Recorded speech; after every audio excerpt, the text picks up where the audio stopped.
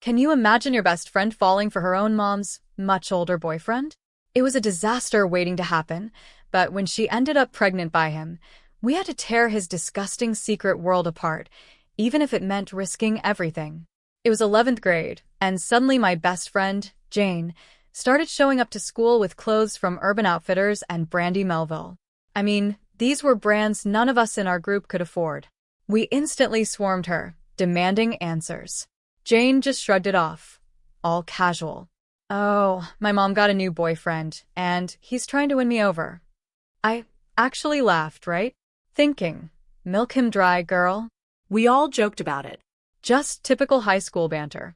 A week later, though, she came in with this suspiciously bright, almost glowing smile. Jane was usually pretty introverted, not exactly beaming like that. My first thought was, okay, she definitely got a boyfriend. Even her skin looked clearer. I didn't want to embarrass her in front of everyone, so after school, I just lightly asked, "So, who's the lucky guy?" Her face went scarlet. "Please don't ask me that again," she snapped. Her tone was sharp, cold, completely unlike the Jane I knew. It caught me off guard. Over the next few days, I started watching her.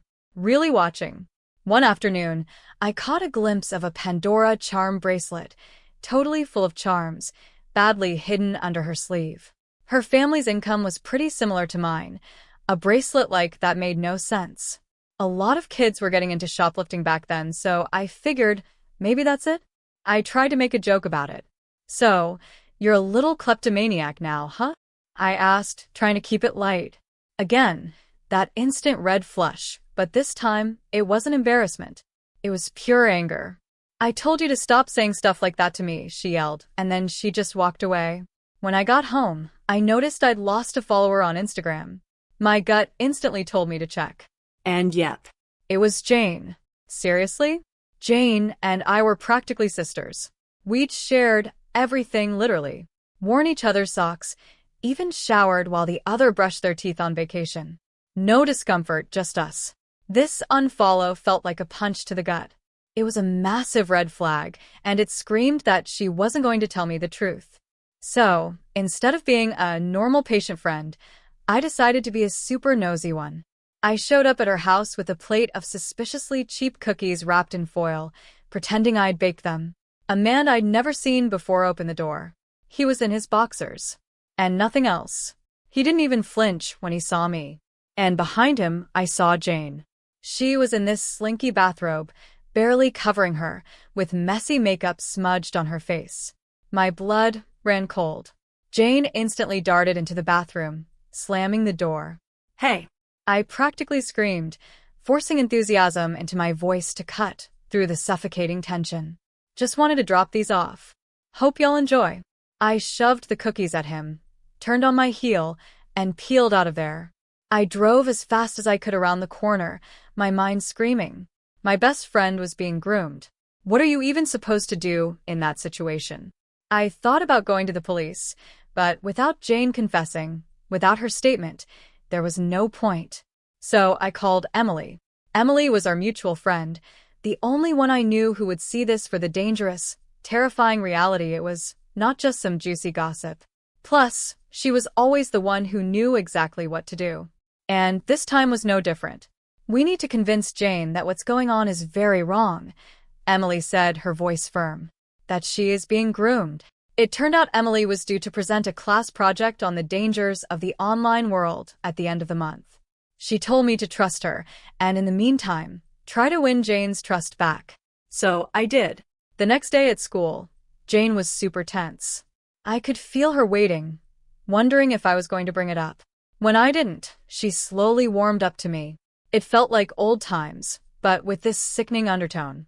I noticed she stopped trying to hide her ever-growing collection of bougie jewelry. She even started wearing a locket every day, with a photo inside. It felt like Emily's presentation couldn't come soon enough. Emily started her presentation with cyberbullying, then sharing passwords. I had no idea where she was going until she got to online grooming. She dedicated an entire slide to it. Older people finding younger people, sending them money, pretending like they loved them in order to receive favors. It was chillingly perfect. Not only did the entire class gasp in disgust, but our teacher even chimed in, saying how unacceptable this behavior was. The entire time, I watched Jane like a hawk. I saw her slowly become more uncomfortable. Her leg bounced up and down super fast. She bit all her fingernails off. I knew things were really hitting her when she asked to go to the bathroom and ran off crying. It ripped my heart out, but I knew, deep down, this was for her own good. As soon as lunch started, my phone blew up. Jane was spamming me, begging me to meet her in the bathroom. I found her huddled in a cubicle, clutching her legs to her stomach. Her face was completely red, and she couldn't even breathe. Michaela, I stroked her hair, waiting. It felt like an eternity. Then, barely a whisper, she blurted it out. I'm pregnant. My jaw literally dropped. I pulled away slightly, just enough to see her face. Was she joking? Was this some sick prank? I couldn't even say the word stepdad. But she just nodded, tears streaming. I hugged her again, tight, reminding her, we're in this together. She loosened her grip a little. We stayed like that for what felt like forever, until her breathing finally steadied. I grabbed some rough paper towels from the dispenser and helped her clean her face. The bell for fifth period rang, but neither of us moved. How far along are you? I asked gently, trying to keep my voice calm, even though my heart was hammering. 8 weeks, I think, she whispered, staring at the grimy bathroom floor. I took 3 tests. They were all positive. Does he know? I asked, already dreading the answer. Jane nodded, fresh tears spilling down her cheeks. He said it's my fault, that I trapped him. She laughed bitterly, a hollow sound. Like I wanted this. I took a deep breath. Jane, we need to tell someone. A counselor. Someone. To my surprise, she nodded. I know. I can't do this anymore, Michaela. Last night She pulled up her sleeve, revealing a dark, angry bruise circling her wrist. He got mad when I said I wanted to keep it. My blood boiled. My vision blurred red, but I forced myself to keep my face neutral. Let's go to Ms. Reyes, I suggested, referring to the school counselor everyone liked. Right now. Jane hesitated, then nodded. We walked to the counselor's office together, my arm around her shoulders. Ms. Reyes took one look at Jane's tear-stained face and immediately ushered us into her office, closing the door behind us. You're doing the right thing, I whispered to Jane. I promise. Ms. Reyes cleared her throat. Jane, I need to ask, are you in immediate danger? Should we contact the authorities? Jane's body went rigid against mine. No police, she said firmly. Please. He'll know it was me who told. Ms. Reyes and I exchanged glances. I could see she was legally obligated to report certain things, but the fear in Jane's eyes was unmistakable. The shelter Emily found doesn't require police involvement right away, I explained quickly. They can help her figure out next steps safely. Ms. Reyes nodded slowly. I can drive you both there after school. In the meantime, Jane, you can stay here in my office. Jane clutched my hand so tightly her knuckles turned white. Don't leave me alone. I'll stay, I promised, looking at Ms. Reyes, who nodded her permission. I'll write you both excused absences for the day, she said, stepping out to give us privacy. Once alone, Jane collapsed into tears again. He's going to be so angry, Michaela. You don't understand what he's like when he's angry. The bruise around her eye had faded to a sickly yellow-green, hidden beneath a layer of concealer that was now streaking down her face with her tears. I wondered what other marks were hidden beneath her clothes. What happened to the baby, Jane? I asked gently. She stared at the floor, her shoulders hunched forward. I told him I was pregnant. He said I was trying to trap him. Her voice became hollow, barely above a whisper. He took me to some clinic 2 towns over, paid cash, used fake names. Said if I ever told anyone, he'd tell my mom I was a WH*3. My blood boiled, but I kept my face neutral, swallowing the rage that threatened to spill out. Did you want to keep it? Jane shrugged helplessly. I don't know. I didn't get to decide anything. And the black eye. I threw up in his car afterward. He said I did it on purpose. We sat in silence for a while. Jane's head on my shoulder, her breathing gradually steadying. I texted Emily that we were in the counselor's office and about the plan to go to the shelter after school. Emily texted back immediately. I'm coming too. Don't leave without me. Around lunchtime, Ms. Reyes brought us sandwiches from the cafeteria. Jane barely touched hers, picking at the crust before setting it aside. The sandwich sat there on the desk, just a single bite taken out of it. I remembered how Jane used to eat everything in sight. She'd always finish my leftovers and joke about having a bottomless pit for a stomach. Now she looked like she'd lost at least 15 pounds since the beginning of the school year. What if my mom reports me missing? She asked suddenly. The shelter will help with that, I assured her, though I wasn't entirely sure how it worked. They deal with situations like this all the time. Jane nodded, but I could see she was spiraling through worst-case scenarios in her head. She kept checking her phone, which buzzed occasionally with texts she wouldn't let me see. Is that him? Asked after the third notification, made her flinch. Jane nodded, her fingers trembling as she silenced her phone. He thinks I'm at school. If I don't answer soon, he might show up here. My stomach dropped like a stone. Then let's leave now, I said. We don't have to wait until after school. I texted Emily, who replied she'd meet us at the counselor's car in 5 minutes. Ms. Reyes agreed to take us immediately when I explained our concerns. As we walked through the empty hallways toward the staff parking lot, Jane suddenly stopped, her hand flying to her neck. My locket, she whispered, touching her bare neck. I left it in my locker. I need to get it. Jane, we should go now, I urged. I need it, she insisted, her eyes wild with panic. Please, Michaela, it'll only take a second. Against my better judgment, I agreed. We detoured to her locker, where Jane quickly spun the combination and retrieved the gold locket. Instead of putting it on, she dropped it into an empty soda can from a nearby trash bin. I don't want it anymore, she said quietly. But I don't want him to have it either. We met Emily and Ms. Reyes at the car. The drive to the shelter took about 20 minutes, during which Jane grew increasingly anxious, picking at her cuticles until one started bleeding. I handed her a tissue from my backpack, and she wrapped it around her finger without even looking at it. Through the car window, I watched the neighborhoods change from our familiar suburb to an area with more apartment buildings and small businesses. Ms. Reyes drove carefully, checking her rearview mirror often to make sure we weren't being followed.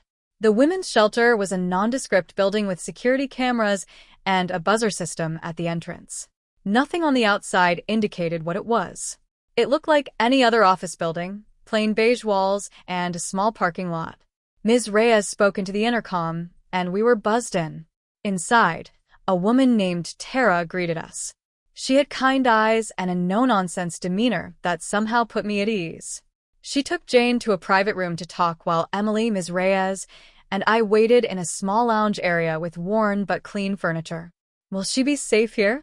I asked Ms. Reyes, twisting the hem of my shirt between my fingers. Yes, she assured me. This place has excellent security protocols. Emily pulled out her notebook, flipping to a page filled with her neat handwriting. I brought all my documentation, everything I've collected about Kevin, dates, the Instagram posts, everything. Ms. Reyes looked impressed. That will be very helpful, Emily. I glanced around the waiting room, taking in the posters about domestic violence and safety planning. There were pamphlets in multiple languages stacked on a small table and a children's play area in one corner with worn but clean toys. A bulletin board on one wall had success stories pinned to it, anonymous notes from women who had rebuilt their lives after leaving abusive situations. I wondered if Jane would someday write her own note for that board. After about an hour, Tara came back without Jane. She's getting settled in her room, she explained. She's agreed to stay with us for now. Can we visit her? I asked, already missing my friend. Not for the first 72 hours, Tara said gently. It's protocol for high-risk situations.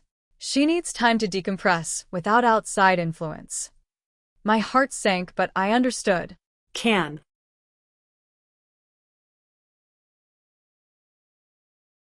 She at least text us. She can use our shelter phone to call you at designated times, Tara explained. No personal devices allowed initially. It's for everyone's safety. Kevin likely has tracking software on her phone. We left our contact information and reluctantly prepared to leave. Before we did, Tara allowed us a quick goodbye. Jane was sitting on a twin bed in a small but clean room, looking both terrified and relieved. The room was simple, just the bed, a small dresser, and a desk with a chair. A window looked out onto a small courtyard, but the blinds were partially drawn for privacy. "I'm so proud of you," I told her, hugging her tight. "Thank you for not giving up on me," she whispered, her breath warm against my ear. The drive back to school was quiet. Ms. Reyes dropped Emily and me off with excused absence notes for our missed classes. "What happens now?" Emily asked as we walked to our lockers. "We wait, I guess," I said, feeling strangely hollow. After weeks of worrying and planning, Jane was finally somewhere safe, but the situation was far from resolved. That evening, my phone rang with an unfamiliar number. It was Jane calling from a shelter phone. "How are you?" I asked, curling up on my bed. "Scared," she admitted. "But they're really nice here. There's another girl my age, too." "Has your mom called you?" Jane sighed. Yeah. "I told her I'm staying with you for a few days. She bought it. She's working doubles this week anyway." "And him.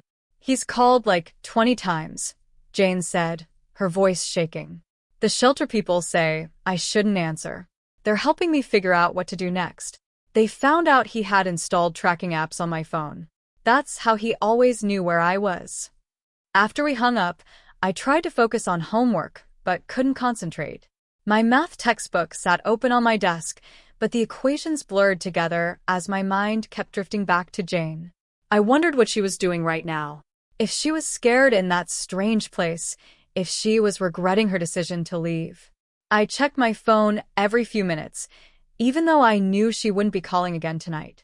Around 10 p.m., my phone rang again. Jane's mom. "Michaela, is Jane really staying with you?" Mrs. Walker asked, her voice tight with suspicion. My heart raced. "Yes, Mrs. Walker.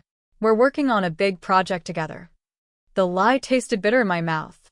That's funny because Kevin just drove by her house and said all the lights were off except in what must be her parents' room. Ice flooded my veins. He had driven by my house looking for Jane. "We're in the basement," I improvised. "Better Wi-Fi down there." Mrs. Walker didn't sound convinced, but said she'd call back tomorrow. After hanging up, I immediately called the shelter and asked them to warn Jane. The woman who answered took my message seriously, promising to let Jane know right away. I then checked all the locks on our doors and windows, drawing the curtains tight. The idea of Kevin driving by my house, watching, made my skin crawl. I couldn't sleep that night, jumping at every creak and sound outside my window. I kept imagining his black car parked across the street, his eyes watching my house. The next day at school, rumors were already circulating about Jane's absence and my disappearance with her the day before. I heard whispers as I walked down the hallway. "Pregnant, ran away, secret boyfriend." I ignored the whispers and met Emily at lunch. "Kevin drove by my house last night looking for Jane," I told her in a low voice. Emily's eyes widened. "That's creepy. Do you think he suspects something?" "Definitely. And he's got Jane's mom convinced something's up, too." We spent lunch brainstorming what to do next. Emily had been researching similar cases and found that without Jane making an official statement to police, there wasn't much legal action that could be taken against Kevin. "The shelter will help her with restraining order options," Emily said, "but she has to be willing to come forward." After school, I got another call from Jane. She sounded more centered than the day before. "The counselor here is amazing," she said. "She's helping me see how messed up everything was with Kevin, how he manipulated me from the beginning." "That's great, Jane. But I'm not ready to go to the police," she continued. "Not yet. I need to figure some things out first." I understood her hesitation, but part of me worried about how long she could hide at the shelter. "Your mom called me last night. Kevin is looking for you." Jane was quiet for a moment. "I know. The shelter said he's called their main line a few times. They don't confirm or deny if anyone's staying there, but it's only a matter of time before he figures it out." That night, I couldn't sleep. I kept imagining Kevin driving by my house, watching, waiting. I double-checked all the locks before bed and jumped at every creak and groan of our old house settling. My bedroom was on the second floor, but I still kept my curtains tightly closed, paranoid about someone watching from outside. I tried to distract myself with homework and Netflix, but my mind kept racing with worst-case scenarios. The next morning, I had a text from an unknown number. "I know what you did. Stay out of things that don't concern you." My hands shook as I read it. The message was vague enough that it could have been about anything, but I knew exactly who it was from and what it meant. I showed Emily as soon as I got to school. "It has to be Kevin," she said, adding the text to her documentation. "Should we tell someone?" I hesitated. "Let's wait and see if he does anything else. I don't want to make things worse for Jane." But by lunchtime, things had escalated. Jane's mother showed up at school demanding to speak with me. The office called me down, and I found Mrs. Walker looking haggard and angry, dark circles under her eyes. Her nurse's scrubs were wrinkled like she'd come straight from an overnight shift. "Where's my daughter?" she demanded as soon as she saw me. "Mrs. Walker, don't lie to me," she snapped. "Kevin told me everything about how you've been filling Jane's head with lies, trying to turn her against us." My mouth fell open. "What?"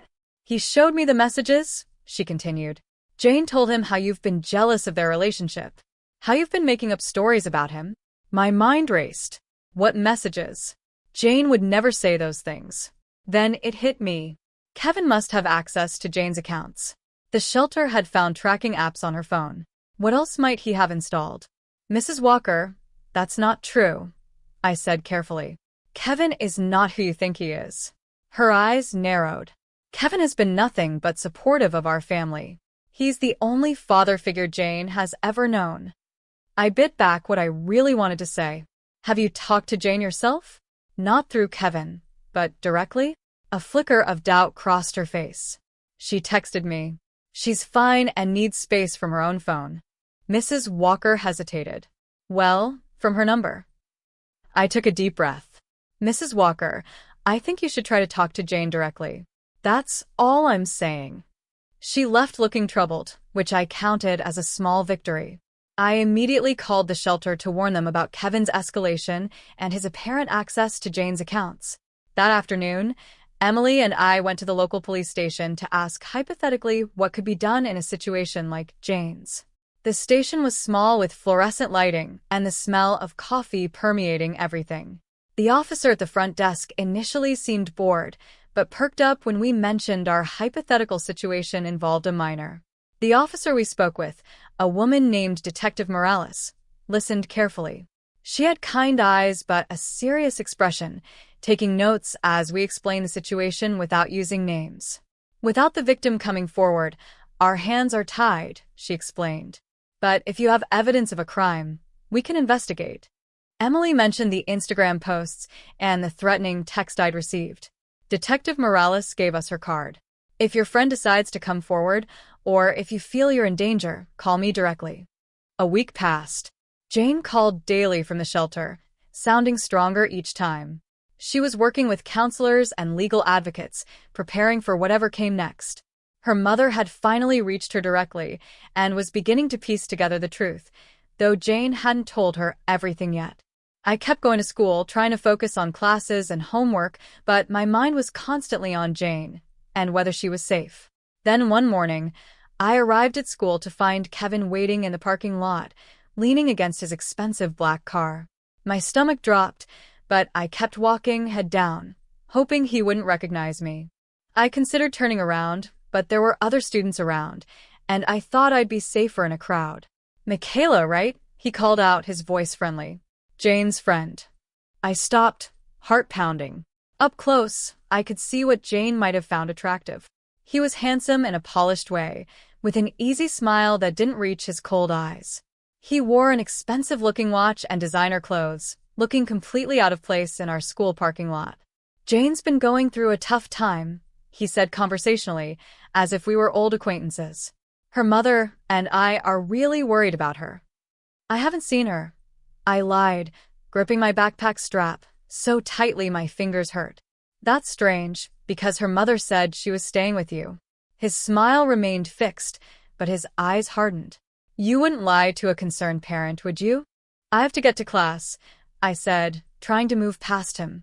He stepped into my path, his cologne overwhelming me. I know you think you're helping her, but you're not. Jane has issues, delusions. She's made accusations before. My skin crawled. I really have to go. Just tell her to call me, he said, finally stepping aside. Tell her I forgive her. We can work this out. I practically ran into the building, texting Emily as I went. She met me by my locker, face pale. He was waiting for you, she whispered. That's intimidation. We should call that detective. I nodded, still shaking. He's trying to gaslight me. Make me think Jane is the problem. During lunch, we called Detective Morales and reported the encounter. She took it seriously, but reminded us that without Jane filing a report, there wasn't much they could do about Kevin specifically. But I can speak with him about harassment if he approaches you again at school, she offered. That's a separate issue. After school, I called Jane and told her about the encounter. He's desperate, she said. Her voice stronger than I'd heard in weeks. The shelter people say that's actually a good sign. It means he's losing control. Your mom came to school last week, I told her. I think she's starting to question things. Jane was quiet for a moment. I'm going to tell her everything. The shelter has offered to mediate a conversation. They think she'll believe me if she hears it directly. Are you sure you're ready? No, Jane admitted, but I can't hide forever. 2 days later, Jane called me with news. My mom came to the shelter. We talked for hours. Her voice broke. She believes me, Michaela. She kicked him out of the house. Relief washed over me. That's amazing, Jane. She's filing for a restraining order, Jane continued. And I decided to make a statement to the police. Not a full report yet, but enough to start a file. I felt like I could breathe properly for the first time in weeks. I'm so proud of you. I'm coming back to school next week, she added. Mom's looking into transferring me to Westlake for a fresh start, but that might take time. The next few days passed in a blur of preparation. Emily and I cleaned out Jane's locker, collecting her books and personal items. We carefully packed everything into a box. Her textbooks, some spare clothes from gym class, a few photos taped to the inside of her locker door. The counselor arranged for Jane to have modified assignments to catch up on missed work. I even went shopping with my mom to buy Jane a welcome-back gift. A simple silver bracelet to replace the charm bracelet she'd abandoned. It wasn't expensive, just a thin silver band with a small heart charm, but I hoped it would symbolize a fresh start. The morning Jane was set to return, I waited anxiously in the parking lot. When her mom's car pulled up, I rushed over. Jane stepped out looking different. Her hair was cut shorter, and she wore a simple t-shirt and jeans instead of the flashy clothes Kevin had bought her. The locket and charm bracelet were gone. She hugged me tight. Thank you, she whispered, for everything. The day wasn't easy. People stared and whispered. A few insensitive classmates asked where she'd been, if the rumors about her being pregnant were true. Emily and I flanked her like bodyguards, shutting down questions and creating a buffer between Jane and the rest of the school. At lunch, Jane seemed overwhelmed by the cafeteria noise, so we ate outside instead. The spring air was warm, and we found a quiet spot under a tree away from the main lunch area. Kevin keeps texting my mom, she said quietly. The number is blocked, but he creates new ones. The police said it's not enough to violate the temporary restraining order since he's not directly contacting me, and the texts aren't explicitly threatening. Has he tried to contact you? Emily asked. Jane shook her head. Not directly, but I'm scared to go home sometimes. What if he's waiting? Your mom changed the locks, right? I asked. Yeah. And we got a security camera for the front door, Jane confirmed. But still, I understood her fear. I've been jumping at shadows myself since Kevin approached me in the parking lot. That afternoon, as we walked to the parking lot after school, Jane suddenly froze. That's his car, she whispered, pointing to a black sedan idling near the exit. I immediately pulled her back toward the building. Let's go to the office.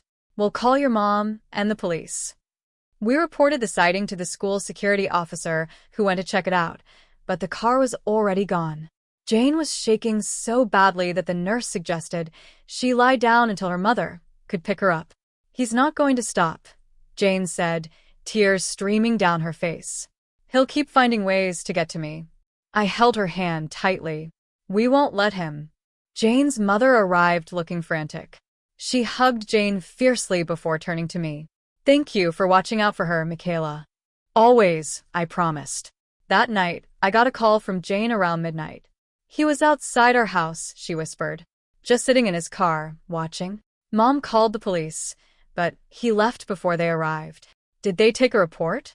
"Yes, but they said it's still not technically violating the restraining order since he stayed on public property and didn't approach us or communicate directly." Her voice cracked. "I'm so tired, Michaela. I just want this to be over." The next day, Jane didn't come to school. Her mother called her in sick, but when I texted, Jane admitted they were staying at a hotel because they didn't feel safe at home. Emily and I met at lunch to brainstorm. The shelter said they could help her transfer schools quickly. Emily reminded me. "Maybe that's the best option now. But that means he wins." I argued. Jane has to leave her home, her school, her friends while he just gets away with everything? Emily looked troubled. "I know it's not fair, but Jane's safety is what matters most right now." I couldn't argue with that. After school, I drove to the hotel where Jane and her mom were staying. It was a budget place just off the highway, with exterior room doors and a small parking lot. Jane looked exhausted, but managed a small smile when she saw me. "Mom's talking to a lawyer about expediting the permanent restraining order," she explained as we sat on the hotel bed, "and we're seriously considering the school transfer." "I'll miss you," I said, "but I understand." Jane nodded. The shelter found a program that helps people like me start over. New school, counseling, support groups, everything. "When would you go?" "As soon as next week," she said. "Mom's job has a branch office in that district, so she can transfer, too." I felt a mix of sadness and relief. Jane would be safer away from here, away from Kevin, but I couldn't help feeling like we were being separated just when our friendship had deepened through this crisis. "I'll still see you," Jane promised, reading my expression. "Just not every day at school." 2 days later, Jane returned to school to clean out her locker and say goodbye to a few teachers. Emily and I walked with her, forming a protective barrier. The hallways felt charged with tension, as if everyone somehow knew this was Jane's last day. As we left the building, Jane stopped suddenly. "I want to get coffee," she announced. "The three of us. One last normal thing before everything changes." We drove to the small coffee shop near school, ordered our drinks, and found a quiet corner table. For a brief moment, it felt like old times, just three friends hanging out, laughing about nothing important. The coffee shop was cozy with mismatched furniture and local art on the walls. The familiar smell of coffee and pastries surrounded us, and for a moment, we could pretend everything was normal. "I'm going to miss this," Jane said softly. "It's not forever," Emily reminded her, "just until things settled down." Jane nodded, but her eyes were sad. "I keep thinking about how different everything would be if I'd never fallen for his manipulation." "It wasn't your fault," I said firmly. "He knew exactly what he was doing." Jane twisted her new silver bracelet, the one I'd given her to replace the charm bracelet. The counselor at the shelter said, "Predators like Kevin target girls who are vulnerable. My mom working all the time, us struggling financially. I was the perfect victim. But you got away," Emily pointed out. "That's what matters." Jane smiled slightly. "Yeah, thanks to you guys." As we left the coffee shop, Jane's phone buzzed with a text from her mom saying she was waiting in the parking lot. We walked her to the car, hugging tightly before she got in. "I'll text you my new number once we're settled," Jane promised. I watched her mom's car drive away, feeling a strange mix of accomplishment and loss. We'd saved Jane from Kevin, but at such a cost. A week passed with no word from Jane. I tried not to worry, knowing she was probably busy with the move and starting at her new school. Emily and I fell back into our regular routines, though something felt missing without Jane. The cafeteria table seemed emptier. Our text group chat quieter. I kept checking my phone, hoping for a message from her new number. Then, 10 days after she left, I got a text from an unknown number. It's me. I'm safe. I told the truth.